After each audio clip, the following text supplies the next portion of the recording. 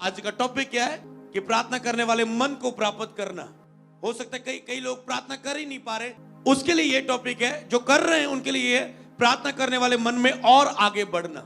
और इस टॉपिक को प्रीच करने के लिए एक मैन ऑफ गॉड को, अनॉइंटेड मैन ऑफ गॉड को लड़ना पड़ता है शैतान के साथ। उसे पता जब ये टॉपिक चर्च को मिलेगा केवल शिक्षा के द्वारा नहीं, स्पिरिट के द्वारा, तो कलीसिया उन्नति पाएगी। शैतान ने जिन हिस्सों में उन्हें बांधा हुआ है, शैतान को जाना पड़ेगा, क्योंकि यहां प्रार्थना है, वहां पर शैतान नहीं है। यहां पर प्रार्थना है, वहां पर एक प्रार्थना करने वाला व्यक्ति कभी पाप नहीं कर सकता, और एक पाप करने वाला व्यक्ति कभी प्रार्थना नहीं कर सकता। एक प्रार्थना करने वाला व्यक्ति है जो वो कभी पाप नहीं कर सकता। शैतान को पता है एक पाप ही ऐसा हथियार है जिसके द्वारा मैं इनके जीवन में कब्जा कर सकता हूं। पर अगर इस चर्च को प्रार्थना के बारे में सिखाया जाएगा तो प्रार्थना करने वाला व्यक्ति पाप कर नहीं सकता, क्योंकि वह अब परमेश्वर से पैदा हुआ है। होली स्पिरिट उसके अंदर है, साथ नहीं अंदर है। अगर आपके में से कोई पाप करने वाला व्यक्ति पाप में चल रहा है, आप देख रहे होंगे कि आप लाख कोशिश कर रहे हैं प्रार्थना की, पर कर नहीं पा रहे हैं, क्योंकि पाप आपकी लाइफ में है। जो व्यक्ति पाप में चल रहा होता है, जिससे पता है मैंने गर्लफ्रेंड रखी हुई है, मैंने गलत रिलेशनों में हूं, मैं अपने पति के साथ वफादार नहीं हूं, मैं अपनी पत्नी के साथ वफादार नहीं हूं, मैं एक नशा कर रहा हूं, मैं एक व्यभिचार कर रहा हूं, मेरी जुबान कंट्रोल में नहीं है, मेरा गुस्सा कंट्रोल में नहीं है। एक पाप करने वाला व्यक्ति प्रार्थना में हमेशा संघर्ष करता है। पाप करने वाला व्यक्ति प्रार्थना नहीं कर सकता। और मैं आपको एक चीज और बताता हूं, प्रार्थना के टॉपिक के बाद ही वो चीजों की शुरुआत होती है जो आप और मैं चाहते हैं। तो इसका मतलब अगर चर्च में प्रेयर का टॉपिक शुरू हो चुका है, अब वो चीजें जो आप और मैं चाहता हूं शुरुआत होने जा रही है। तो कंटिन्यूस में चलना है पहले, ताकि जो होली स्पिरिट ऐसे काम करना शुरू कर दे इस चर्च में, लोगों के बीच में, आपके जीवन में। प्रार्थना करने वाले मन को प्राप्त करना, अगर प्राप्त किया हुआ है, आप प्रेयर कर पा रहे हैं, तो उस मन में, मतलब मैं कहता हूं, एक व्यक्ति, एक प्रभु के दास ने कहा, अगर एक विश्वासी, अगर एक मसीही व्यक्ति जो अपने आप को मसीही कहलाता है, दिन में 1 घंटा भी प्रार्थना नहीं करता, तो वो विश्वासी नहीं है, तो वो बिलीवर नहीं है। अगर एक अपने आप को कोई व्यक्ति मसीही बोलता है, मैं यीशु पर विश्वास करने वाला हूं, और कम से कम 1 घंटा भी वो प्रार्थना ना करे, तो वो विश्वासी नहीं है, वो मसीही नहीं है। कम से कम 10वां हिस्सा तो बाद की बात 2.5 घंटे, अगर ये भी नहीं करे तो वो मसीह नहीं है। मसीह वाले जो ब्लेसिंग है, जो आशीषें हैं, वो नहीं कर सकते। प्रभु तू मेरा चंगा करने वाला परमेश्वर है, तू मेरा सुरक्षा करने वाला परमेश्वर है, तू मेरा मुहैया करने वाला परमेश्वर है, तो ये आपके ऊपर लागू नहीं होते, क्योंकि जो उसका जन ही नहीं है, जिसके अंदर लिखा है परमेश्वर का आत्मा नहीं है, वो उसका जन नहीं है। कितनी बड़ी बात है। जिसके अंदर लिखा है परमेश्वर का आत्मा नहीं है, वो उसका जन नहीं है। तो कितना इंपॉर्टेंट है जो होली स्पिरिट एक व्यक्ति है, उसे अंदर पुकारना, क्योंकि जब तक होली स्पिरिट आपके अंदर नहीं है तो आप उसके जन नहीं है। मतलब कि वो मुहैया करने वाला आपके लिए नहीं है, क्योंकि आप बेटे नहीं है। वो सब वायदे बच्चों के लिए है। जिस तरह यीशु ने कहा, बालकों की रोटी कुत्तों को नहीं दी जाती। मतलब जो मेरी आशीष, मेरे गिफ्ट हैं, वह केवल जो इजराइल के लोग, यहूदी लोग, मुझे मानने वाले, जो उनके लिए है। और औरत कहती, ठीक है प्रभु, ये तेरे बच्चों के लिए है, पर मालिक की मेज में से जो चूर चार तो गिरता है, हम तो चलो कुत्ते ही सही, पर जो कुत्तों को चूर चार नीचे गिरा, वो तो खाए सकते ना कुत्ते। अपने आप को दीन किया। प्रभु ने कहा, तेरी बात अच्छी है, भली है, तेरी इस नम्रता, हम्बलनेस के कारण तेरी बच्ची अब छुटकारा पाएगी दुष्ट आत्मा से। और पूरी इज़राइल, सब लोगों के लिए मैं द्वार को खोलता हूं कि जो मेरे पास आएगा वो मेरा पुत्र कहलाएगा, और वो बचाया जाएगा दुखों, बीमारियों, नरक की आग से। द्वार खुल गया। अब अगर आप बेटे नहीं है, लिखा जिसके अंदर परमेश्वर का आत्मा नहीं, उसका जन नहीं है, तो एक मसीह कई वक्त मूर्ख बन जाता है। वो कहता है, प्रभु तेरे कोड़े खाना में चंगा हो गया। आप जन नहीं है तो ये वचन आपके लिए नहीं है। उसके बेटे नहीं है तो आपके लिए नहीं। प्रभु तू मुहैया करने वाला परमेश्वर है, मेरे बच्चे की फीस का इंतजाम हो जाए। नहीं, आप उसके जन नहीं है, आपके लिए ये वचन नहीं है। लिखा है जिसके अंदर परमेश्वर का आत्मा नहीं, वो उसका जन नहीं। इस वचन को आप तोड़ मरोड़ नहीं सकते, इमोशनल नहीं ले सकते। अगर बोल दिया तो बोल दिया उसने। तो कम से कम 1 घंटा, अगर आप चाहते हैं कि बाइबल के वायदे आपके जिनमें पूरे हो, जो पास आपके ऊपर घोषणाएं कर रहा है वो आपकी लाइफ में पूरे हो, क्योंकि इसी टॉपिक के बाद वो सब कुछ उंडेला जाएगा आपके ऊपर जब आप इसमें चल रहे होंगे। अब क्या बात है, प्रार्थना करने वाले 3 पार्ट है। एक तो ये है कि प्रार्थना करने में मन ही नहीं लगता। एक पहला ये है कि आपका प्रार्थना करने को मन ही नहीं करता। तो बाकी तो बाद की बात है जी, प्रार्थना कैसे करें, कैसे नहीं करनी चाहिए, कैसे करनी चाहिए, कैसे मांगना चाहिए, प्रार्थना कहां से शुरू करनी चाहिए, कहां से एंड करना चाहिए। कई लोगों को प्रार्थना करने को मन नहीं करता। उसके लिए सबसे बड़ा कारण ये रहता है कि एक पाप करने वाला व्यक्ति प्रार्थना नहीं कर सकता, प्रार्थना करने वाला व्यक्ति पाप नहीं कर सकता। जब प्रार्थना टूटेगी तो वो पाप करेगा। तो इसीलिए कई लोगों का मन ही नहीं करता। हालेलुया। अगर आप में ऐसे जिनका मन ही नहीं करता, पत्नी बोल रही है प्रार्थना करो, पति कहता है मन नहीं करता, बच्चे बोल रहे हैं मम्मी जी प्रार्थना करो, मन नहीं लगता, माता पिता बोल रहे बच्चों को प्रार्थना करो, बच्चे घूम रहे हैं, खेलने में मन लगता, मन नहीं लगता जी, मन नहीं करता, दिल नहीं करता, बस वो वाला मतलब भूखा ही नहीं है शरीर। क्यों? आत्मा साथी नहीं है, भूख कैसे आएगी? होली स्पिरिट नहीं है, भूख कैसे आएगी? तो उसके लिए क्या करना चाहिए, इसका उपाय, इसका हल मैं बताता हूं। तो सबसे पहले अगर आपका बिल्कुल भी प्रार्थना करने को मन नहीं करता, बिल्कुल भी, तो आपको क्या करना है, सबसे पहले अपने लिए लिख लो कि ये इस बात से अपनी लाइफ को शुरू करना है कि प्रार्थना के बिना मैं कुछ भी नहीं हूं। इस बात से शुरू होगा आपका मन। जब तक आप ये नहीं समझते कि प्रार्थना मेरे लिए कितनी इंपॉर्टेंट है, तब तक प्रार्थना का मन आपकी लाइफ में नहीं आएगा। आप चर्च में प्रचार सुनते जाएंगे, ओ चंगाई ले लो जी, विश्वास दिखाओ जी, चंगाई ले लो जी, ऐदा करो आशीष आएगी, बीज बो आशीष। आपने प्रार्थना का टॉपिक ही नहीं सुना और आपके अंदर भूखे नहीं बढ़ी, तो अब तक प्रार्थना का मन आपके अंदर नहीं आएगा। तो जब आपने ये सोच लिया प्रार्थना के बिना मैं कुछ भी नहीं हूं, इसका मतलब वो मन प्राप्त करने के लिए आपको क्या करना है, लगातार प्रार्थना के टॉपिक को सुनना है। बहुत सारे प्रीच है प्रार्थना के ऊपर, यूट्यूब पर भरा हुआ है, बाइबल भरी हुई है प्रार्थना के टॉपिक पर। तो मतलब आप प्रार्थना में चले जाएंगे, मतलब आप प्रार्थना के बारे में बार बार सुनेंगे, उपवास रखने के बारे में बार बार सुनेंगे, तीसरा वचन की भूख के बारे में बार बार सुनेंगे, और मरना, इसके क्या फायदे होंगे, ये 4 बातें, इसे कभी अलग न समझना। जब मैं प्रार्थना की बात करूं, आपको एक बार बताया था, प्रार्थना, उपवास, वचन और मरना, ये 4 बातें होती है। मरने के बिना प्रार्थना नहीं होती, वचन के बिना प्रार्थना नहीं है, प्रार्थना के बिना वचन नहीं है, प्रार्थना के बिना उपवास नहीं है, क्योंकि उपवास सहित प्रार्थना कर रहे थे। बाइबल में बार बार आया, जो उपवास सहित प्रार्थना कर रहे थे, उपवास सहित यीशु मसीह प्रार्थना कर रहे थे। चेले इनको चुनने के लिए उपवास सहित प्रार्थना कर रहे थे, इनको चुनने के लिए उपवास सहित प्रार्थना की गई। कुछ दुष्ट आत्मा बिना प्रार्थना उपवास से नहीं निकलेगी, मतलब दुष्ट आत्मा निकालनी है, फास्टिंग भी चाहिए, प्रेयर भी चाहिए। मतलब कि दुष्ट आत्मा को निकालना है, फास्टिंग प्रेयर मतलब, फास्टिंग मतलब खाना छोड़ना नहीं है अकेला, फास्टिंग मतलब मरा हुआ जीवन। जब भी फास्टिंग शब्द मन में आए तो उसका लिख लेना मरा हुआ जीवन, अपने आप के लिए मरा हुआ जीवन।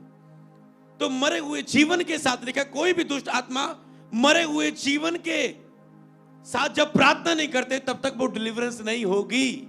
इसका मतलब है जब तक कोई व्यक्ति, अगर कोई दुष्ट आत्मा गंदे रिलेशन बना रही है, उसके साथ सो रही है, सपनों में आ रही है, बेबी नहीं होने देती, उसका मैरिज नहीं होने देती, गलत काम सपने में उसके साथ हो जाते हैं, तो अगर कोई भी दुष्ट आत्मा जहां उनका बिगाड़ रही है, बीमार कर रही है, अगर उसे निकालना है, एक ही उपाय है जो बाइबल में यीशु ने बताया।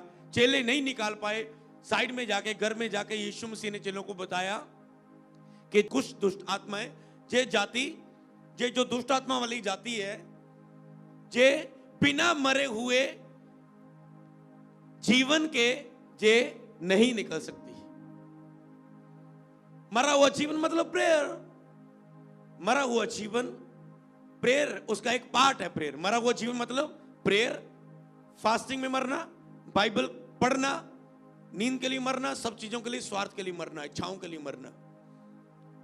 तो अगर आपको डिलीवरेंस चाहिए तो आप वचन सुन चुके हैं आज कि छुटकारा, कि प्रभु ने जे जातियां मरे हुए जीवन के द्वारा की गई प्रार्थना के बिना नहीं जाएंगी, ऐसा लिखो। क्योंकि जब शरीर के लिए मर गए, शैतान के लिए और टारगेट ही नहीं रहा, किससे पंगा लेगा वो, और चीजें नहीं रही। आप तो आत्मा है, और आत्मा से पंगा लेके जाना कहाँ है उसने? होली स्पिरिट से पंगा लेके जाना। यीशु के नाम में तो वो डरते हैं, कांपते हैं, चिल्लाता है यीशु को नाम सुन के ही। अगर आपके अंदर होली स्पिरिट है तो किससे पंगा लेगा? शरीर के लिए तो आप मर चुके हैं, इच्छाओं के लिए मर चुके हैं। तो ये बात, तो अब मतलब कि आप अगर प्रार्थना करने वाला मन प्राप्त करना चाहते हैं, लगातार आपने जब तक प्राप्त ना करो तब तक उसी टॉपिक में सुनते रहना है। तो अब उस प्रीच को सुन रहे, बाइक पे जा रहे सुन रहे, खाना बना रहे, प्रार्थना का टॉपिक चल रहा है, सुनी जा रहे, सुनी जा रहे, सुनी जा रहे, उपवास कही जा रहा है, कभी वचन की भूख आ रही है बीच में, प्रभु को दस बोली जा रहा है, बोली जा रहा है। आप कभी आपने बुक उठा ली प्रार्थना के टॉपिक पर, कभी आपने प्रचार यूट्यूब से खोल लिया, और चर्च तो आपको अब लगातार ही मिलने वाला है 1 महीना टॉपिक रेवलेशन, ताकि जो हर के ऊपर जो प्रार्थना का आत्मा उतरे, और जो चल रहे हैं वो इतना भर जाए उस चीज से कि जो प्रभु उनको देना चाहता है वो हो पाए उनके जीवन में। और क्या, उसमें चलते रहना। तो जब आप चलते रहेंगे और उसमें चलते चलते एक जो प्रेयर आपने करनी है, प्रभु के अनुग्रह के सिंहासन के सामने दया मांगना, प्रभु मुझ पे दया कर। लिखो, अनुग्रह के सिंहासन के सामने। जब आप प्रेयर करते हैं तो अनुग्रह के सामने, प्रार्थना मतलब अनुग्रह के सिंहासन के सामने जाना, दया की सिंहासन जो परमेश्वर का सिंहासन, उसके सामने जाना प्रार्थना मतलब। तो रोज उस प्रार्थना के टॉपिक पर सुनते जाओ, मन में प्रेयर करनी चाहिए, वेरी इंपॉर्टेंट है। अगर आप सुनते जाएंगे और बस एक शब्द बोलना है रोज, पवित्र आत्मा, हे परमेश्वर, दया के सागर, तेरे दया के सिंहासन के सामने आता हूं, कृपा कर कि मेरे अंदर प्रार्थना करने वाला मन आ जाए। बस, क्योंकि जब तक आप मांगेंगे नहीं, होली स्पिरिट काम नहीं करता। कुछ समय पहले मुझे बेचैनी हो रही थी, मैं फाइट क्यों कर रहा हूं प्रेयर करने के लिए, फाइट क्यों कर रहा हूं, फाइट क्यों नहीं, मन अंदर से मुंह क्यों नहीं खुल रहा है, फाइट क्यों कर रहा हूं। आज हर दिन बढ़िया चल रहा है, ये इस दिन फाइट क्यों है? अचानक इसमें मन में आया कि ये डेविल की ओर से, ये डेविल की ओर से जो मन रोक रहा है, किसी ना किसी शरीर के ऊपर कब्जा किया हुआ है। इसका मतलब ये नहीं कि दास के ऊपर शैतान आ गया, मतलब वो शरीर को रोक रहा है। क्योंकि जब यीशु के पास नहीं था क्या शैतान, जब आत्मा जंगल में ले गया कि शैतान की तरफ परीक्षा हो, क्या जे भूख में फास्टिंग तोड़ता है, क्या जे अपने आप को लालच करता है धन का, क्या जे घमंड करता है, क्या जे परमेश्वर को परखता है।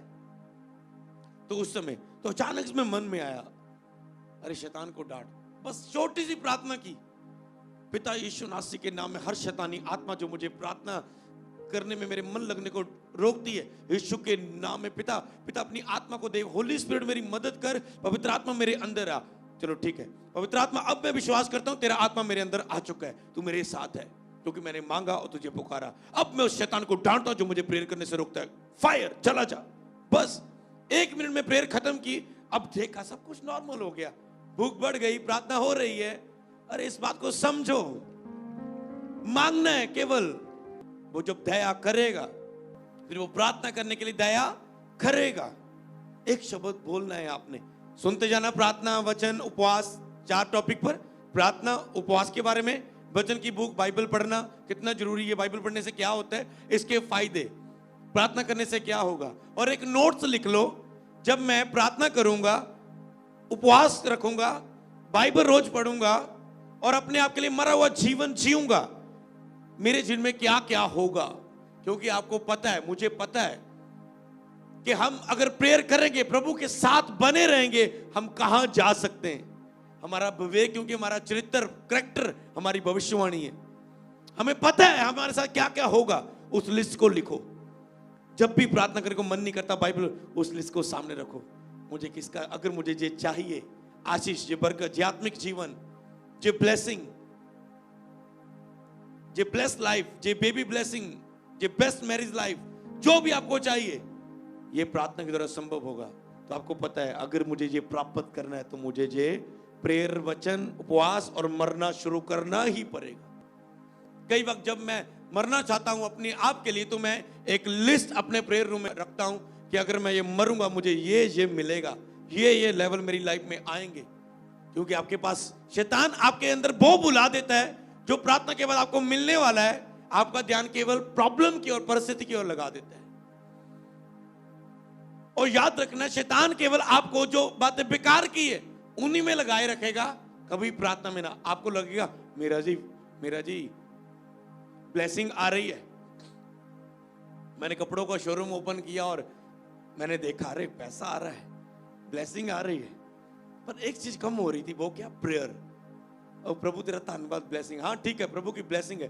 वो ब्लेसिंग प्रभु की ओर से तब तक है जब तक आप उसके साथ प्रार्थना कर रहे हैं।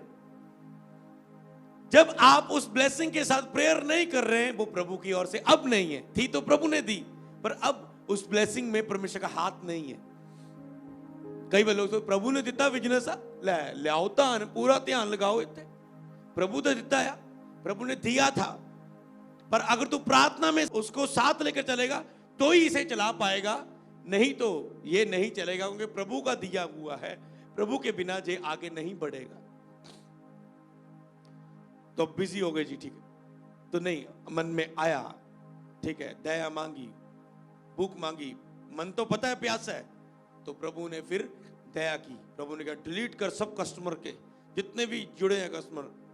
मुश्किल था वो मेरे लिए, एक दिन का 3500 4000 ऐसे आ रहा है बचत, ऑनलाइन कर रहे हैं, साथ कर रहे हैं, सब कुछ हो रहा है, सब फोन में जितना मर्जी ब्रॉडकास्ट, सब डिलीट। मूल मुश्किल था, पर उसके बाद लाइफ में जो पीस, जो ब्लेसिंग आई, वो बेटर थी उससे, जो जिसके ऊपर, जो छोटी सी चीज के ऊपर मैंने ध्यान लगाया था।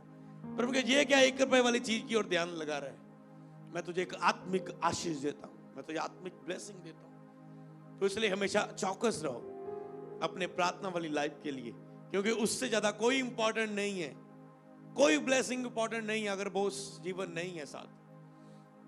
तो अब ठीक है, उसके लिए आपको ये करना है, पहले टॉपिक के लिए अगर बिल्कुल भी मन नहीं लगता, बार बार प्रार्थना के बारे में सुनते जाओ, और अनुग्रह के लिए प्रभु अनुग्रह के सिंहासन के सामने जाके, पवित्र आत्मा मुझ पे दया करके प्रार्थना करने वाला मन मेरे साथ है, तू मेरा हेल्पर है, मैं आपकी मदद मांगता हूं, मुझ पे अनुग्रह कर, तेरे अनुग्रह की दृष्टि मुझ पर हो कि मेरा मन प्रार्थना के लिए लग जाए।